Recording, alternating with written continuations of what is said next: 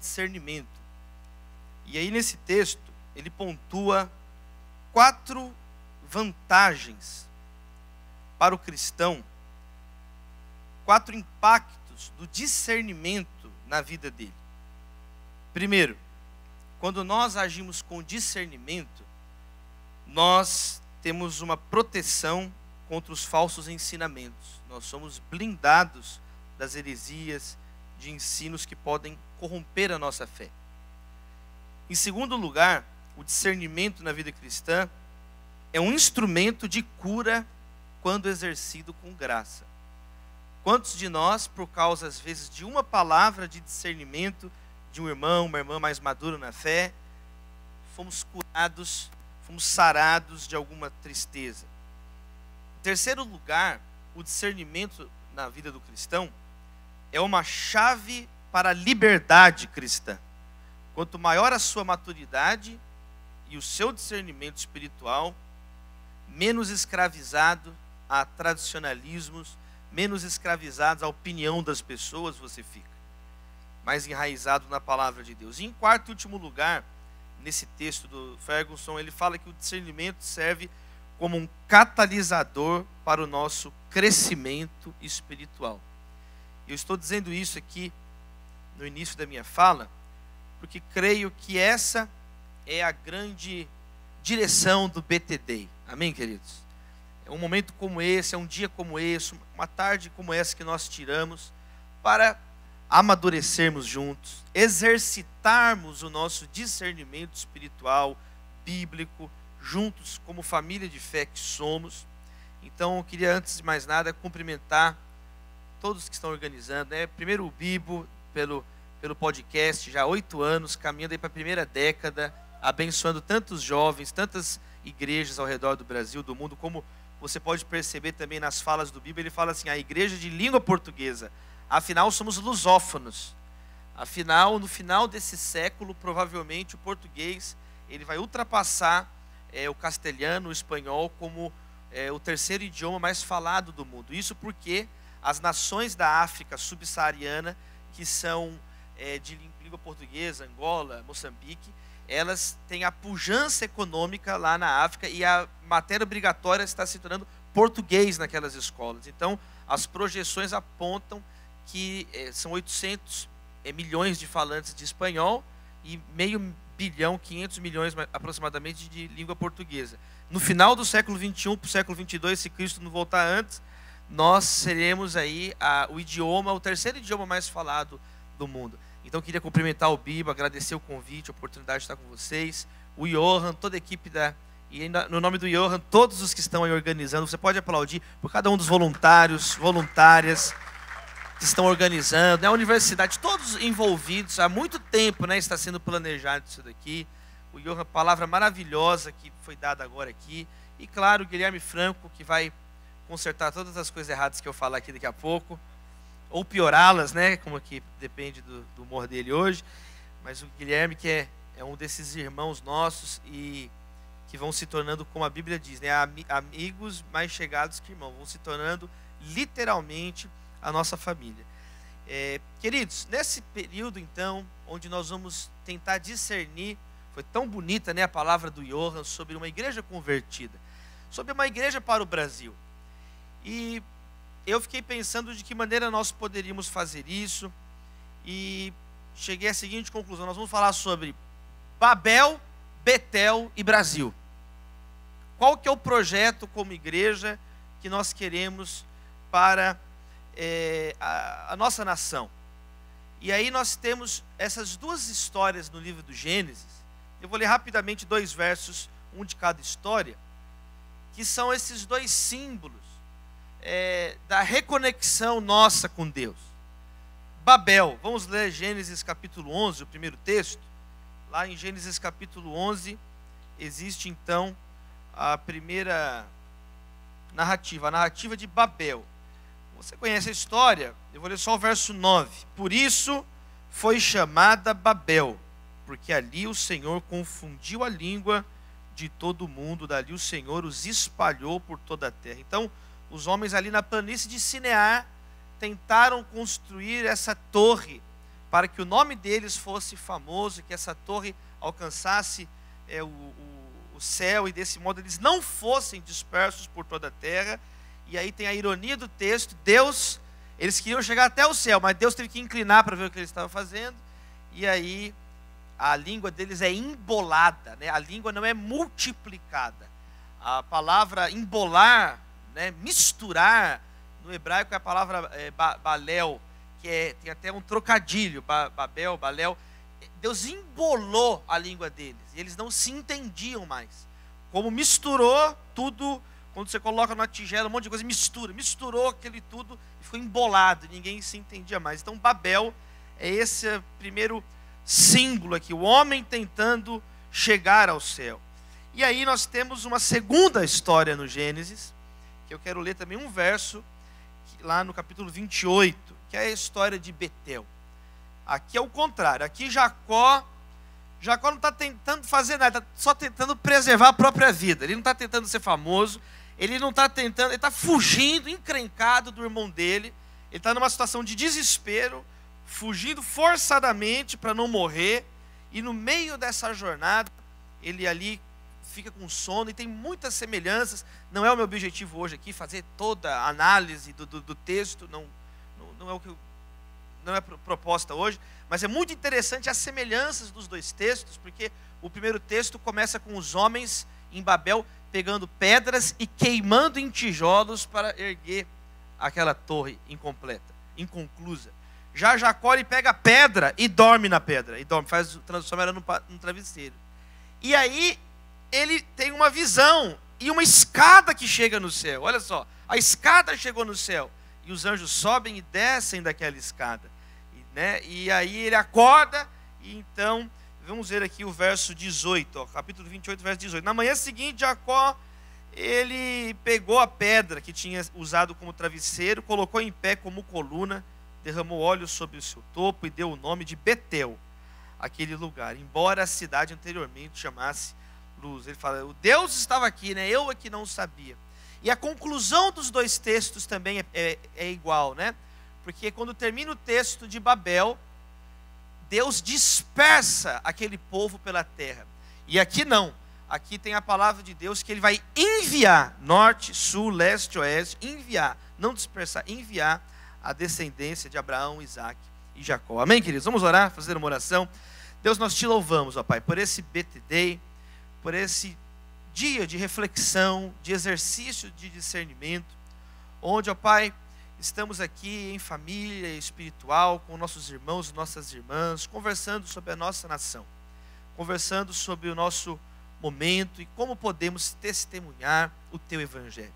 Te agradecemos, ó Pai, por essa oportunidade. Fica conosco, ó Deus, abre o nosso entendimento, que possamos, de fato, Deus, viver uma vida em Betel, crendo na Tua palavra, sentindo a Tua presença, e não apenas construindo projetos humanos, projetos que não vão levar a lugar algum. Te louvamos por tudo desde já e oramos em nome de Jesus. E todos dizem amém. Então, Babel e Betel e Brasil. Primeira coisa que eu queria falar então é que Deus não é brasileiro. Aleluia. Deus não é brasileiro, Deus é espírito. Deus é luz. Deus é amor. Deus é fiel. Deus é Senhor. Deus é soberano. Deus não é brasileiro. Deus não precisa do Brasil. É o Brasil que precisa de Deus. Somos nós brasileiros é que precisamos de Deus e nunca o contrário. E aí, quantas vezes já foram realizados fóruns como esse na história recente? Em 83, por exemplo, teve o Congresso Brasileiro de Missões, que foi um marco em 1983. Existe esse livro publicado, Igreja Brasileira, uma tarefa inacabada. E aí, eu até folheei lá esse livro de mais de 30 anos atrás, vai para 40 anos o livro. Quer dizer, não é de agora que essas reflexões são feitas, mas agora, mais uma vez, uma nova geração, jovens interessados, Deus levantando pessoas aqui, né, todo mundo mais ou menos da faixa etária. Aliás, temos que fazer um censo do BTD. Quem tem menos de 20 anos? Levanta a mão. Menos de 20 anos, veja bem. Agora, quem tem entre 20 e 30 anos de idade, 21 e 30 anos de idade, a maioria. Agora, pessoal da terceira idade, mais de 30 anos, igual eu, levanta a mão, mais de 30 anos. Mais de 30 anos somos nós aí, pessoal que sabe o que é Tamagotchi, pessoal que viu o Brasil ser tetracampeão mundial. Pessoal que assistia Cavaleiro do Zodíaco escondido na manchete, para os pais não verem. Minha mãe não deixava, eu é crente, sempre crente, gente, só tem crente aqui. Mas você percebe, a maior grosso aqui é entre 20 e 30 anos de idade. Então é uma nova geração interessada em conversar sobre isso.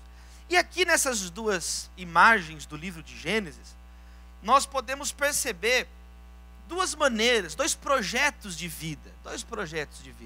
A Bíblia fala muito claro sobre que existem só dois caminhos de vida. O caminho de Deus e o caminho contrário a Deus. A Bíblia é muito clara com relação a isso.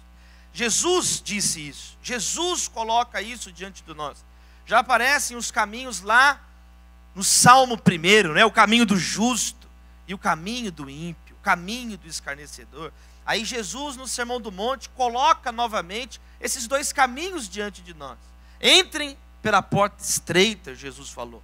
Entrem pela porta estreita, é apertado, mas é o caminho que leva à vida. Agora, o caminho largo, o caminho fácil, ele leva à perdição. Muitos entram por ele. Então a Bíblia coloca diante de nós esses dois caminhos. Em vários momentos da narrativa bíblica, nós percebemos esses dois caminhos. E essa é uma das maneiras que nós podemos colocar. Você está em Babel ou você está em Betel. Babel tem uma iniciativa humana, é uma obra humana, com uma fundamentação humana, com um objetivo humano, com alvos, metas humanas, um modo humano, e é um projeto incompleto, é um projeto que não chega a lugar nenhum, é um projeto fadado ao fracasso. E existe um eco de Babel na fala de Jesus, quando ele diz assim: você quer me seguir? É como um homem que vai construir uma torre. Olha só Jesus falando, é como um homem que vai construir uma torre. Peraí, ele tem que ver se ele tem dinheiro suficiente para terminar essa torre. O que Jesus Cristo diz lá no Evangelho de Lucas? Que se ele não puder terminar a torre, vão rir dele. Olha lá, começou as coisas e não termina. Começou algo que não pode acabar. E Jesus, nessa fala, existe um claro eco aqui da narrativa de Babel, dessa torre incompleta. Já Betel é o contrário. Começa que Betel não tem iniciativa humana. A iniciativa é de Deus. Deus se revela para Jacó. Deus se revela para Jacó. Não é algo feito no laboratório, não é algo que ele queria, não é algo que ele marcou na agenda dele. Deus se revelou. Não é especulação, não é uma tentativa e erro. Deus se revelou para Jacó. Deus, o Deus da aliança. Betel é o Deus da aliança. Ele fala: eu sou o Deus de teu pai Abraão e Isaque. E ele fala: agora tu és o meu Deus. Era o Deus dos meus pais, mas agora o Senhor vai ser o meu Deus. O Senhor é mesmo Deus? E Jacó faz um voto ali com Deus. Me acompanhe na jornada. E ele começa a ter a própria experiência dele com Deus. Está na hora da nossa geração ter a própria experiência dela com Deus. Está na hora da nossa geração ter essa revelação da palavra de Deus. Como foi muito bem colocado pelo Johan na palavra anterior. Isso não é só um conjunto de informações. Se for só um conjunto de informações, esse não é o local adequado. Estava falando com a Jaqueline agora. Vamos para a academia, discutir academicamente, com rigor acadêmico. Se nós estamos querendo um debate acadêmico, então esse não é o lugar. Vamos então fazer um fórum acadêmico, vamos escrever trabalhos acadêmicos, comunicar. Esse é um fórum da igreja, amém, queridos? Esse é um fórum enquanto família de fé. Esse é um fórum para discernirmos a luz da palavra, a luz da nossa fé comum. Então Betel, o objetivo é parte de Deus. Betel é Deus se revelando, é Deus mostrando para Jacó essa escada, esse caminho que liga o céu na terra. Esse caminho que o próprio Jesus se identifica: eu sou o caminho e a verdade e a vida. Amém, queridos? Então é completamente diferente o ponto de vista, a ponto de partida, o ponto de chegada. Babel é um projeto incompleto. Betel é a promessa de Deus na vida de Jacó. Betel é baseado na promessa, na fé. Babel é o fim merecido de algo que não deveria ter começado. Betel é o início surpreendente de algo que não merecíamos, de algo que não imaginávamos. Então, queridos irmãos, o que é curioso é quando nós continuamos então lendo a Bíblia. O que vai acontecer com Babel e o que vai acontecer com Betel na Bíblia? Sabe o que vai acontecer em alguns momentos? Betel vai virar Babel e Babel vai virar Betel. Então eu vou falar sobre isso e vou orar encerrando, nós vamos orar e vai dar tudo certo, amém, queridos? Primeiro, quando Betel se torna Babel, aquele local onde Jacó havia tido aquela revelação de Deus, na verdade, é o primeiro altar que Abraão faz, já em Gênesis 12, verso 8. Depois de Jacó, aquele local continuou importante na nação de Israel. Por exemplo, primeiro livro de Samuel é o lugar de onde o próprio profeta Samuel julgou a nação, como diz 1 Samuel 7. Mas aí, na época do rei Jeroboão, primeiro livro de Reis, capítulo 11, verso 38, ele corrompeu aquele lugar. E Betel, então, se tornou um local de idolatria. Betel se tornou um lugar religioso. Betel virou uma estrutura religiosa naquele local. E a Bíblia mostra que o profeta Oséias se levantou contra o altar idólatra que foi colocado em Betel. E aí ele passou a chamar Betel de Bet-Aven, casa do nada. Era a casa de Deus, mas agora virou só um lugar de religiosidade. Virou só um lugar para explorar as pessoas. Virou um lugar só de política. Jeroboão não queria perder o povo que estava indo pagar tributo no templo em Jerusalém. O que ele faz? Faz o povo começar a pagar o dinheiro em Betel. E aí, aquilo que era a casa de Deus, um lugar bonito, um lugar de revelação, se tornou apenas um mausoléu de Deus. Se tornou apenas um lugar do funeral de Deus. Virou pura religiosidade, virou Babel. E aí o profeta Oséias fala no capítulo 4, verso 15, uma palavra dura contra Betel, naquele momento que era Bet-Aven. Embora você adultere, ó Israel, que Judá não se torne culpada, deixem de ir a Gigal, não subam a Bet-Aven e não digam, juro pelo nome do Senhor. Betel se tornou um lugar de profanação, como o próprio Senhor Jesus diz, a casa do meu pai pode se tornar um balcão de negócios. A casa de oração pode se tornar o covil de ladrões. E aí agora eu quero colocar para o nosso contexto no Brasil, o que a gente está querendo fazer aqui, afinal de contas? Porque é inquestionável que muitas pessoas que nós conhecemos, é inquestionável, gente, eu prego em púlpitos de denominações diferentes, em todo o território nacional, o Brasil é grande, o Brasil não é o Ceará, o Brasil não é Fortaleza, o Brasil é muito grande, meus irmãos, o Brasil não é São Paulo, o Brasil não é Rio, o Brasil é muito grande, são 8,5 milhões de metros, de quilômetros quadrados, 8,5 milhões de quilômetros quadrados do Brasil, 210 milhões de habitantes, e percorro muitos locais, e mesmo hoje, lideranças eclesiásticas, que são frontalmente combatidas, que ninguém tem coragem de defender, mesmo essas lideranças, quando você vai conversar com as pessoas de todas as perspectivas teológicas, denominacionais, elas falam a mesma coisa, puxa, ele começou tão bem, puxa, no começo era uma bênção, puxa, no início eu fui lá, quantos já ouviram gente falando assim, puxa, hoje virou isso daí, hoje virou essa Bet-Aven, mas você tinha que ver como era no início, não era assim. Quantos começam como Betel?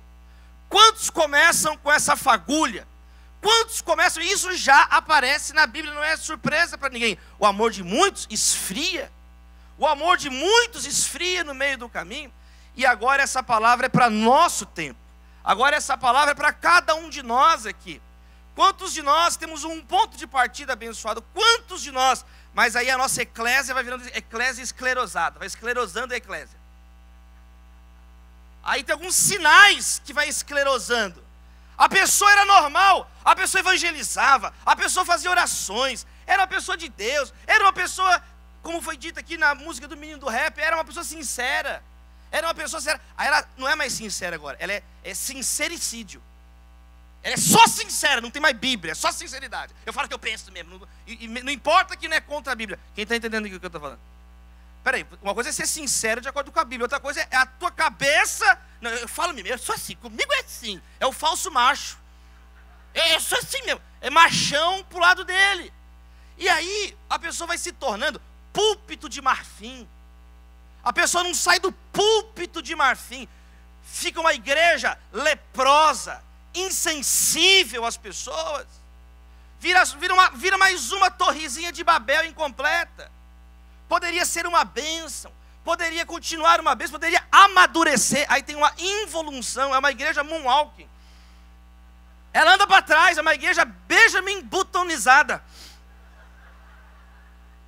Meus irmãos, algumas igrejas demoram tempo, outras são tão fogo de palha, começa bem e já acaba na mesma hora. Eu estou pegando aí talvez o 5º ciclo de pregador júnior, que eu vou nessas conferências de jovens com os pregadores júniores. Aí o que acontece? Tem nomes de umas 2 ondas, eu pego uns cartazes de evento, de jovens, essas coisas que vocês fazem, ninguém nem sabe onde está o menino. Onde está fulano que estava lá um dia pregando? Cadê? Não, ele virou agora outra religião. Ele nem crente mais é. Então, queridos, isso é para nós pensarmos. Essa bubble church, a igreja bolha, a igreja afundada em si mesma, a igreja que ela perde o senso de ridículo dela própria, debatendo temas inúteis, sendo uma coisa inútil, o contrário absoluto do que Jesus ensinou. E aí nós começamos a perceber, são igrejas que vão perdendo a revelação e entrando na especulação, vão perdendo a confiança em Deus, vão entrando na confiança do próprio braço, vão perdendo a confiança, a fé. Olha Abraão, queridos, está na hora de nós voltarmos à fé. Abraão, ele confiava mais na promessa de Deus do que nas próprias realizações dele. Olha para Noé. Quem mandou Noé construir a arca? Quem foi? Responde. Quem deu as dimensões da arca? Quem fez o dilúvio? Quem mandou ele estar na arca? Quem fechou a porta da arca de acordo com o texto de Gênesis? Quem fez o dilúvio parar? Quem abriu a porta da arca? Noé adorou quem? Noé adorou quem? Fez um altar para? Só que aí tem gente que adora a arca. Aí o cara adora a própria arca. É inquestionável que a arca seguiu ou não seguiu o projeto de Deus. Foi Deus que fez a arca. Mas a glória de Deus, ninguém nem menciona mais a arca depois. A arca virou a carcaça. Eu fui para a Turquia ano passado, tem gente procurando as carcaças no Ararat até hoje.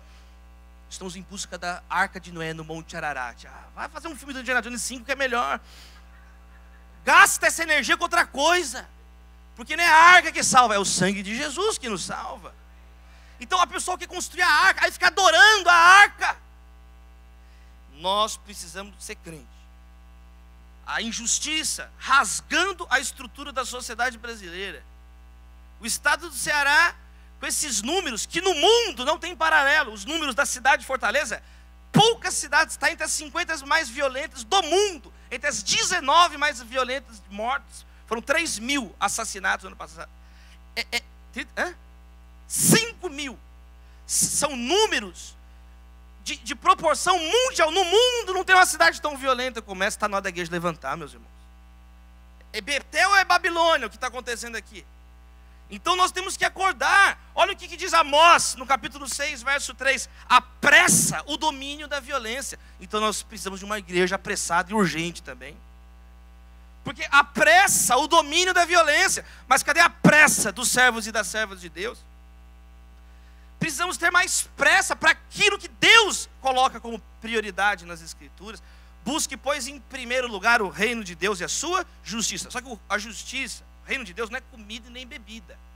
Por isso, não fique perguntando, o que eu vou comer, o que eu vou beber, o que eu vou vestir, que virou preocupação gospel. É a mesma preocupação dos pagãos. O reino de Deus não é comida nem bebida. O reino de Deus é justiça, paz, alegria no Espírito Santo. Então, queridos irmãos, nós precisamos priorizar o que Deus prioriza nas Escrituras e coloca de um modo muito claro, mas ainda há muita vaidade e orgulho nas pessoas. Vaidade, pastores vaidosos, pastores orgulhosos. Eu me lembro, por exemplo, quando eu era estudante de Direito, eu me formei, tem mais de 10 anos que eu me formei no curso de Direito, na PUC Minas. E eu lembro o choque que foi na minha mente, quando eu tinha 17, 18 anos de idade, que eu entrei na faculdade. Eu com 18 anos de idade ali na PUC, eu tinha aula com desembargadores, Você concorda comigo que o desembargador tem força na caneta dele? Você concorda comigo que o presidente do Tribunal de Justiça de um estado como Minas Gerais é uma pessoa realmente influente, está num cargo realmente importante? Você concorda comigo, por exemplo, a ministra Carmen Lúcia, que foi minha professora, uma ministra do Supremo Tribunal Federal, você concorda que essa pessoa tem influência, alguma influência realmente na esfera dos homens? Tem ou não tem? E eram pessoas assim, que chegavam e falavam assim, numa sala, numa reunião de iniciação científica, de iniciação filosófica: Davi, você quer uma água? E nas igrejas, a gente tinha que lamber a sola do sapato do pastor. Aí eu ficava lembrando, pensando nisso. Falei, gente, que engraçado. As pessoas que mandam mesmo, que a caneta deles tem força, são pessoas simples, normais. E nem crentes são. E os pastores, impostores. Tem que mandar para impostor. Eu sou um impostor evangélico. Conferência de impostores. Porque não tem nada de pastor. Só se for o pastor que lá Judas fala: pastores que só apacentam a si mesmos, querem ser servidos nas mínimas coisas. As pastores que vão se tornando então hipócritas. Vai aparecendo Anás e Caifás na nossa frente. E aí você está pensando assim: puxa, fulano tinha que estar aqui. Não, você que tinha que estar aqui. Você é Anás e Caifás. Nós somos esses pastores. É para nós essa mensagem. Amém, queridos? Nós não podemos ser assim, cheio de vaidade, cheio de orgulho, cheio de inveja. Foi por inveja que Caim matou Abel. As obras dele eram más. Ele não aguentava ver a vida de Abel, o sacrifício de Abel lá sendo aceito por Deus. Foi por inveja que o Sinédrio assassinou Jesus Cristo, conforme as Escrituras. Foi por inveja que o mesmo Sinédrio apedrejou Estevão. Então nós temos que tratar isso, meus irmãos. Pastores cheios de arrogância, igrejas, lideranças, vai ouvir as pessoas, tudo cheio de empáfia, tudo cheio de empáfia. Aprende isso: elogio é igual perfume, você deve cheirar, não beber, senão você morre envenenado. Outra coisa, o neognosticismo nas igrejas. O gnosticismo, deixa eu explicar um negócio para você, ele não é um sistema teórico. O gnosticismo é uma atitude esotérica de eu sou melhor do que você, porque eu tenho um conhecimento que você não tem. E se tem uma coisa que é insuportável no meio teológico, é o gnosticismo calvinista, o gnosticismo da missão integral, a atitude gnóstica que se forma em algumas lideranças na teologia. O cara pensa que é alguma coisa por causa de um monte de coisas que, se conversar com um filósofo treinado com rigor, não dura 2 minutos numa conversa numa faculdade séria no mundo. Quem está entendendo o que eu estou falando aqui? Tem que acabar com esse gnosticismo, esse esoterismo nas nossas doutrinas. Temos que terminar, queridos, porque essa pessoa que vai ficando assim, tudo ela tem uma palavra para desmerecer o outro. Não importa o que você fizer, a pessoa ela vai criando um sistema para menosprezar você. Por exemplo, eu já ouvi gente desse meio falar assim, por exemplo, para um jovem que estava lá pregando, sabe, lutando para evangelizar as vidas e ajudando as pessoas, menino de Deus, no começo do ministério. E aí a pessoa virou e falou assim: não, você não pode ficar falando assim, que as pessoas elas vão vencer a ansiedade, que as pessoas não é nada disso que Deus quer, que você não tem que falar nada de esperança. Olha o que o cara estava falando: você não tem que falar que tem esperança. Aí ele falou assim: porque isso é muito maniqueísta. Peraí, não tem nada a ver uma coisa com a outra. Uma coisa é o credo maniqueísta de uma luta eterna entre o bem e o mal. Outra coisa é a Bíblia. No mundo tereis aflições, mas tem de bom ânimo, eu venci o mundo. Nós temos inimigos, sim. Lê o livros mais simples para começar o assunto do Russell Shedd. O mundo, a carne e o diabo, os 3 inimigos da vida cristã. Tem inimigos, sim. Quem está entendendo o que eu estou falando? Mas aí a pessoa, ela tudo que desmereceu o que o outro está fazendo. Tudo ela quer desmerecer. Só ele que está certo, só ele que está bom. Bat Even, casa vazia, casa do nada. Babilônia é o nome dessa pessoa. Babilônia é o nome dessa pessoa. Mestres infiltrados no meio da igreja, falando que não tem que pregar sobre esperança, sendo que o apóstolo Paulo fala: fica a fé, a esperança e o amor, mas o maior desses é o amor. Começam a ensinar uns ensinamentos estranhos, travestidos de teologia cristã, mas que na prática matam vidas, matam comunidades, matam casamentos, matam famílias, matam. O evangelho traz vida e vida em abundância, é o que Jesus disse. Não tenha medo de falar de Jesus, não tenha medo de pregar esperança às pessoas aí fora. É isso que elas precisam, de esperança, mas a esperança do evangelho, não a esperança do otimismo, da confusão possível, a esperança de boas novas. Sinto te dizer, ô teólogo do inferno, mas é boa notícia, não é má notícia não. Volta para o inferno com a sua teologia feita por Satanás e Beelzebul.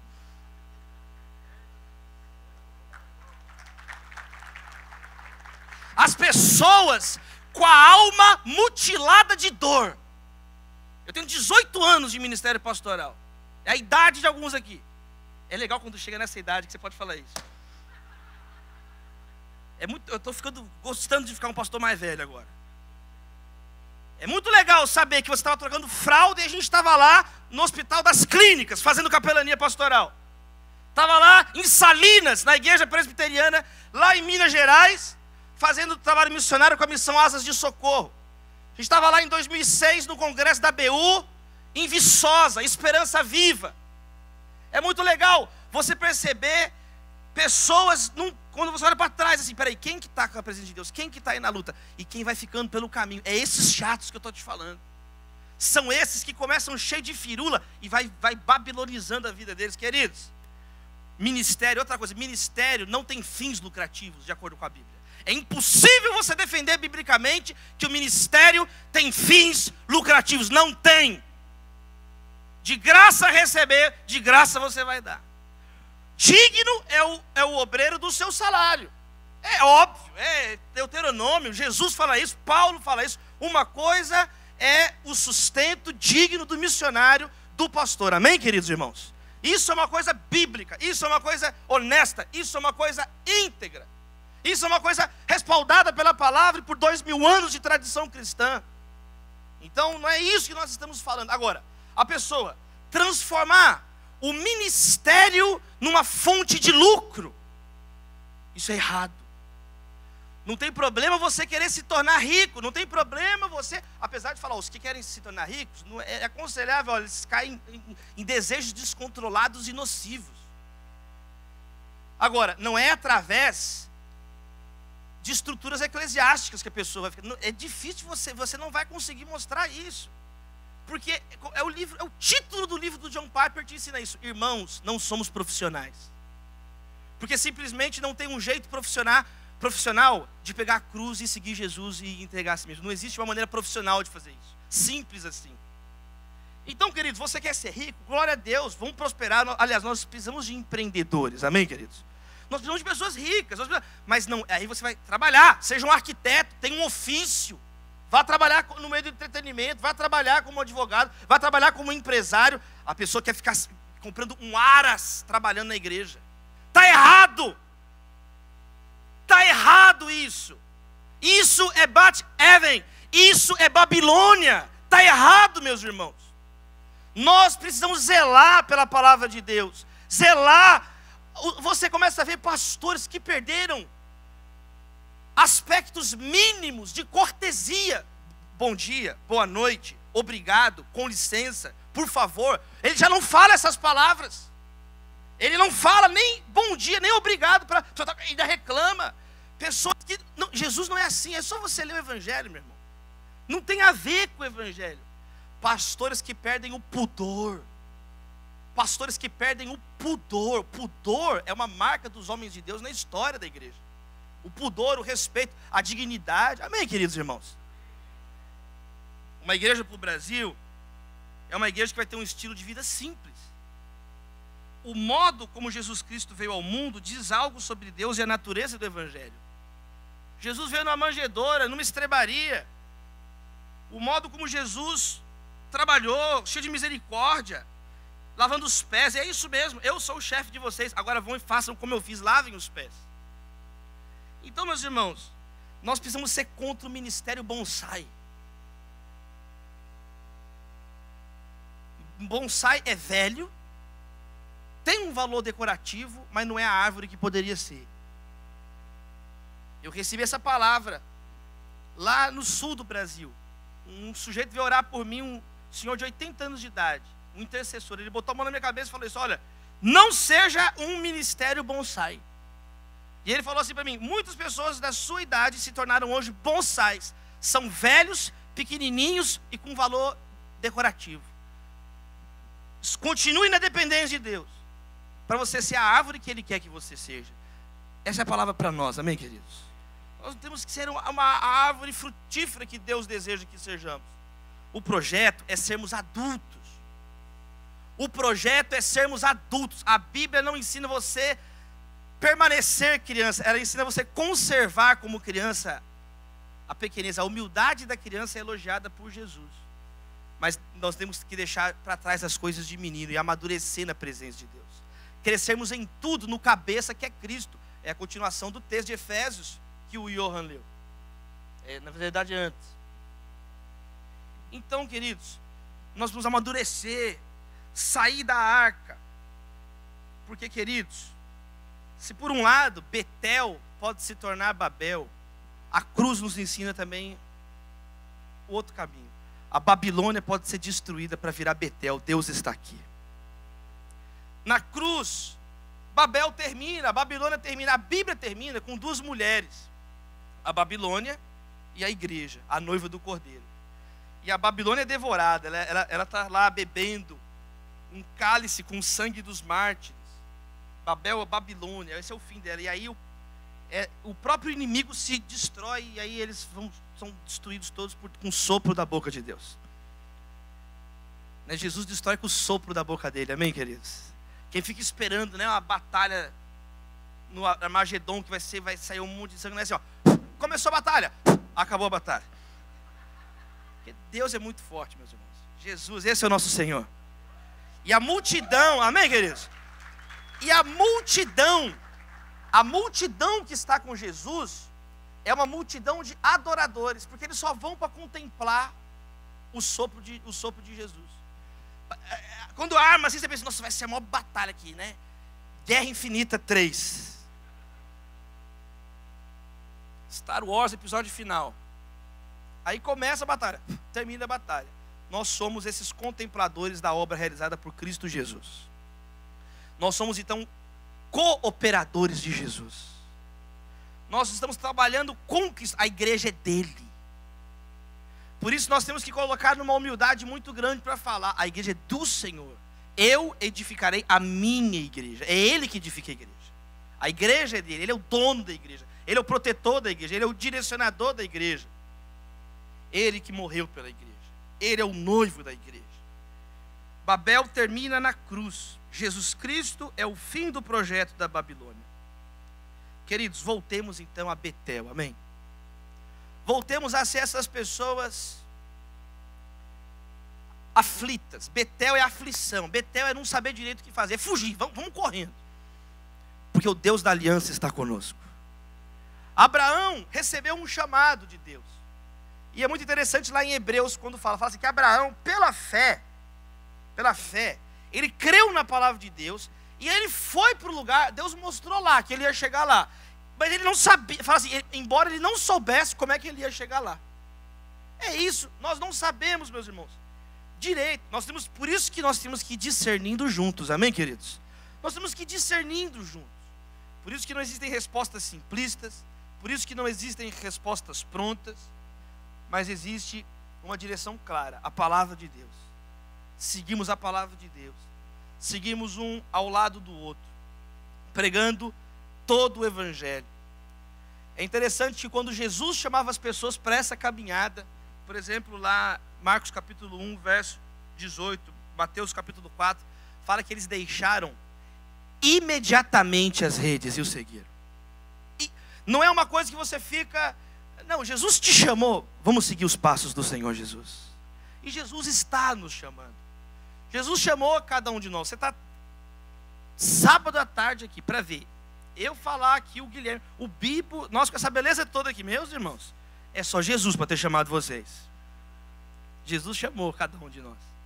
A questão é, vamos juntos, na perspectiva de Betel, dependendo do Senhor.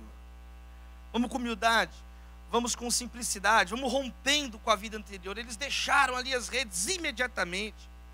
Eles largaram aquelas confianças dele. Jesus está em movimento, meus irmãos. Jesus vai caminhando, Jesus está em movimento. E nós, como discípulos do Senhor, precisamos seguir os passos do Senhor pela nação brasileira. Igreja urgente para o Brasil. Talvez para concluir, se eu pudesse dizer uma única palavra, que talvez seja mais urgente hoje para a igreja brasileira, é a palavra paz, shalom. Porque a nossa igreja virou uma igreja perturbada. Virou uma igreja desarticulada. Cada um pensando em si. Uma tragédia dessa em Brumadinho. nós estamos, na verdade, organizando aí um TEDx para Brumadinho, em maio, lá no Inhotim, no Instituto de Arte Inhotim. Eu como curador do TEDx. E aí, de repente, agora essa notícia. Então, você vê a completa desarticulação. Igrejas com poderio, com influência. Sabe, em vez eu fico pensando, era só eles se reunirem num grupo ali, os pastores influentes, falar, peraí, pega um pastor aí em Minas Gerais que está aí do lado. Quem está entendendo o que eu estou falando? Pega aí, nós vamos dar todo apoio nessa igreja. E aí nós vamos todo mundo replicar a mesma notícia. Cada um por si, tudo desarticulado, tudo de qualquer jeito. Ninguém foi lá ver, ninguém está nem aí. Um pouco caso, ninguém está nem aí, ninguém está nem aí. Que alienação total. Ninguém está nem aí para o Brasil, ninguém conhece a história do Brasil, ninguém valoriza a sua cidade, ninguém valoriza o seu estado, ninguém gosta do Brasil. Fica todo mundo xingando o Brasil, querendo ir para Miami. Vai para Miami. Vai embora se você não é brasileiro. Agora, se você ama o Brasil, se você entende que Deus te colocou aqui, que só aqui você vai ser, eu sou nativo do Brasil. Você pode se naturalizar em outro lugar, mas brasileiro é quem está aqui. Quem nasceu aqui, você tem esse privilégio de ser brasileiro. Brasileira. Amar o Brasil não só na época das eleições. Entender que já passaram as eleições, que agora nós temos que trabalhar junto. Que nós possamos caminhar para construir um projeto de Brasil que caibam todos nós. Esse é o projeto do Brasil. Esse é o projeto da igreja. Paulo diz assim, orem por todas as pessoas e pelas autoridades. Não é orar só pela autoridade que eu gosto, é por todas as pessoas. Por todas as autoridades. O que tem de pastor orando por autoridade agora, você não tinha lido isso na Bíblia antes? É só agora vamos orar. Eu estou orando porque está aqui na Bíblia. Mas estava escrito esse tempo todo na Bíblia isso. Agora a pessoa... Então, você fica escancarada o descaso das pessoas. Que a nossa geração faça diferente. Que a nossa geração faça diferente. Amém, queridos? Eu fico procurando em vão na internet. Cadê a conferência dos pastores mais velhos para falar sério sobre as questões nacionais? Não existe. Só existe crescer a própria igreja, crescer a própria barriga, vamos ficar mais gordo agora. Não tem. Ninguém está nem aí para os pobres. Ninguém está nem aí para quem sofre. Olha, eu encerro falando para vocês a mesma coisa que eu falei quinta-feira agora na formatura de medicina da UFMG. Eu mostrei para eles, vou colocar no YouTube, todos os avanços do SUS nos últimos anos. Porque a gente só olha o que está ruim. Nós não temos perspectiva das coisas boas que já aconteceram. O Brasil é capaz de imunizar toda a população em um final de semana com um sistema de vacinação que o Brasil inventou no mundo. É referência para o mundo. Dá uma glória a Deus por isso aí, meu irmão. Mas você só olha o que não presta. Você só olha o que não presta. Eu falei lá, é a faculdade que mais forma médicos no Brasil. 320 médicos por turma. E eu falei isso para eles, Jesus no SUS. Falei, vocês estudaram numa faculdade pública, agora ajudem no SUS também. Ajudem quem mais precisa. 7 em cada 10 brasileiros precisam do SUS para ter a sua saúde.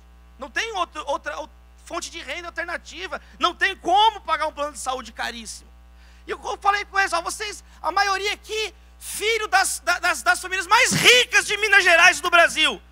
Olhem para o SUS, sejam Jesus no SUS, ajudem os pobres, não se esqueçam dos pobres. E eu falo a mesma coisa para a geração almofadinha das igrejas agora, que a maioria está aqui. Seus almofadinhas gospel. Tudo almofadinha gospel. Tudo almofadinha protestante. Vocês precisam se converter, como disse o Johan. Nós precisamos nos converter. Nós somos protestantes. Nós estamos professando a mesma fé. Nós estamos juntos nessa. Nós estamos juntos nessa. Nós precisamos ajudar as pessoas, gente.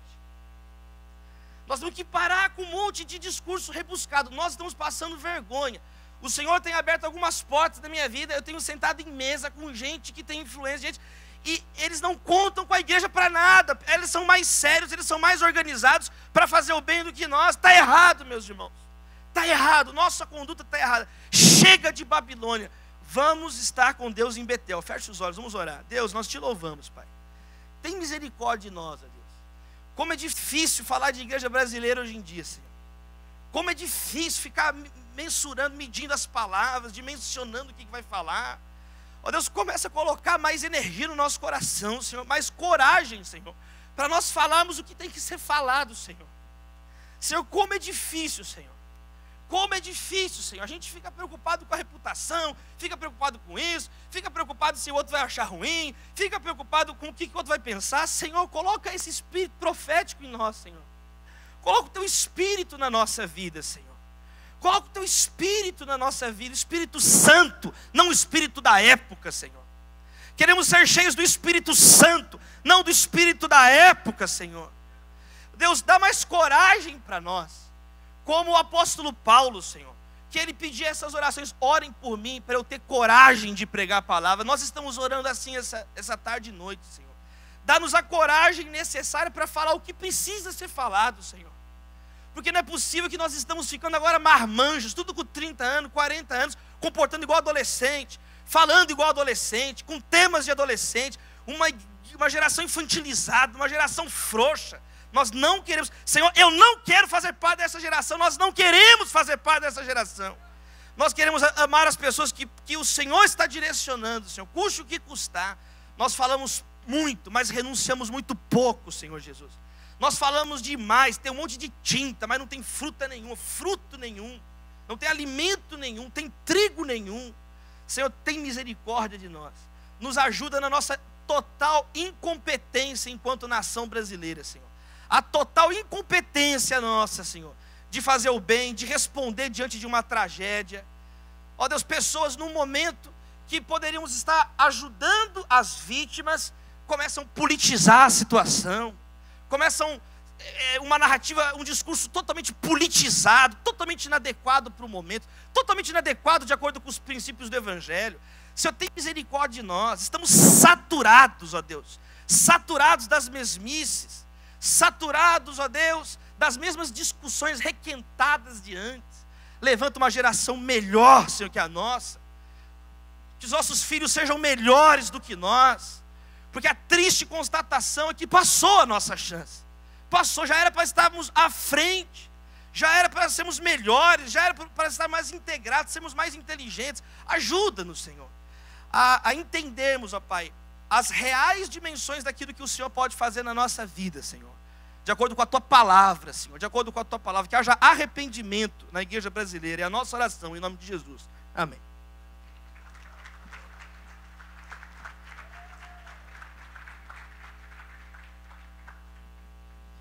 Babel, Betel, Brasil. Boa tarde, pessoal. Me chamo Léo. Sou da Primeira Igreja Batista. Estou com a galera aí. E o MT que também estava cantando aí com vocês. Bom, pessoal, pensar em tudo isso, o que dizer depois do Davi Lago, né? Assim como Natanael debaixo da figueira, né?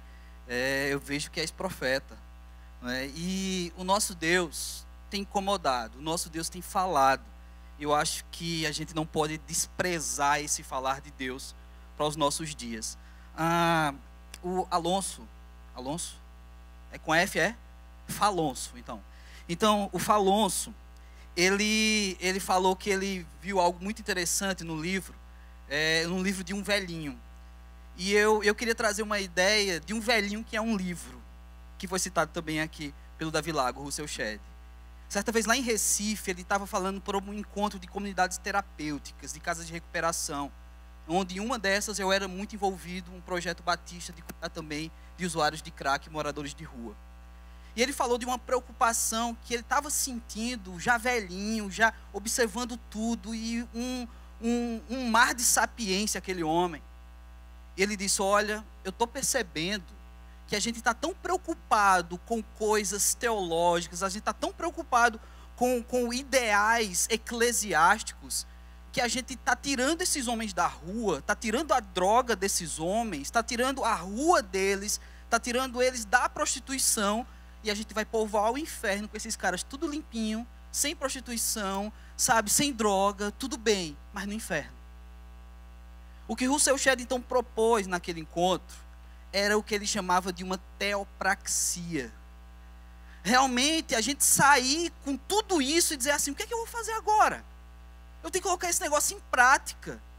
Porque a gente está incomodado, estamos sendo incomodados, estamos incomodando, mas se isso não sair para a prática, seremos mais um desses intelectuais incomodados.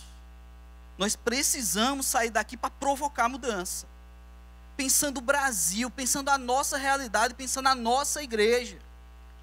E pensando nesses 3 Bs aí, né? Davi Lago ensinou a gente sobre o BBB, né?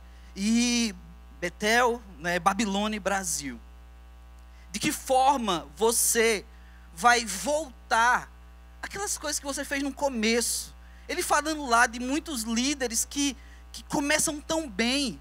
Eu me lembro, há uns 10 anos atrás, eu fazendo missões urbanas, e eu era novo convertido, e eu vim de um ambiente de outra religião, não do evangelho. E eu pegava a Bíblia, ia para a rua, eu pregava tanta heresia, irmão. Porque eu não sabia, eu não conhecia, eu não sabia manusear, mas eu tinha vontade. E essa semana, um jovem que foi alcançado por um projeto de missões urbanas lá de Pernambuco, que a gente fez há muito tempo atrás, me procurou em crise. Porque o cara foi alcançado por esse projeto, a vida dele mudou, o cara começou a trabalhar, deu certo na vida, casou com a garota, eles estavam super envolvidos, só que ele se decepcionou com o pastor da igreja que ele está lá agora em Pernambuco, e caiu fora da igreja e está revoltado. E ele disse, cara, foi você lá atrás, com um projeto que a gente estava envolvido, que falou para mim de Jesus Cristo, um negócio todo errado você falou, mas aquilo até hoje mexe comigo. E o Davi falando aqui do começo, e eu lembrando, caramba, velho, eu não tinha medo de pregar heresia. Sabe, hoje quando eu vou falar nos jovens, eu fico com tanto cuidado, porque todo mundo é teólogo, né, de blog, né, de YouTube. Todo mundo sabe, todo mundo tem discurso, e eu fico com tanto cuidado, porque eu posso falar uma besteira. Hoje pela manhã eu estava falando para os líderes de igrejas batistas daqui de Fortaleza, e numa situação, no contexto de Elias, o profeta, quando Deus fala com ele dentro da caverna, aquele que dizem, né, o alto pico de depressão de Elias, que ele até desejou a morte. E aí o texto fala que Deus apareceu num terremoto, Deus passou e veio um terremoto, Deus passou e veio um grande vento, Deus passou e veio um monte de fogo. E eu disse para a galera, e não tinha nem ônibus lá para ter tanto fogo. Sabe, a gente fala besteira às vezes, né? Que não deveria. Isso está gravando não, né? Essa luz vermelha, não é porque está filmando não. Então assim, isso pode ser uma complicação para mim. Mas aí, galera, se você não trazer isso para a teopraxia, realmente olhar para trás e ver o que se perdeu, a gente tem cuidado demais. Sabe o que a gente está se tornando? As igrejas evangélicas, os movimentos de jovens. Nós estamos nos tornando, nós que somos envolvidos, liderança, está servindo nas áreas, faz alguma coisa na igreja, estamos nos transformando em telespectadores dos adoradores. Porque a gente está tão preocupado para que o culto seja redondinho, a gente está tão preocupado com o horário, com a fumaça no lugar certo, com um vídeo que nunca vai sair, é para vocês aí. E aí, a gente fica com tanta coisa, que acaba que o tempo passa e você é um telespectador de adorador. Que massa que tem adorador ali, mas e você, velho? Sabe, então vamos pegar agora nossos celulares, pega aí seu celular, eu sei que tem uma plaquinha ali proibindo, eu não sei se serve para a gente, se é para a faculdade, mas é meio pecado só, porque eu não vi ninguém fumando, não é? Então é meio pecado só. Pega aí seu celular, de verdade, certo? Pega aí a rede social que você mais tem usado, provavelmente o Instagram, e coloca uma foto aleatória, uma foto sua, uma foto daqui, uma foto que você já tem salva aí no seu celular, aquela foto que você fez, cheia de pó da Mary Kay, sabe, assim, bonita. Então assim, pega essa foto, ou então uma foto tirada daqui agora, não de mim, da cadeira, da nuca da pessoa que está na sua frente, e coloca um hashtag, qualquer coisa, eu sou péssimo dessas coisas, mas coloca um hashtag, BTD, alguma coisa assim. Oi? A hashtag BTD Fortaleza, o Bibo é que está por dentro dessas coisas. Hashtag BTD, coloca essa hashtag numa postagem, faça isso. E coloca depois da hashtag o que você gostaria de fazer novamente. Daquilo que você fez no início da sua fé, ou então daquilo que você fez há um tempo atrás, mas os problemas, as questões da vida, faculdade, casamento, você perdeu meio que o foco. Coloca aí uma coisa que você sente falta de fazer em prol do evangelho. Porque se você tem a memória muito ruim, brasileiro tem memória ruim.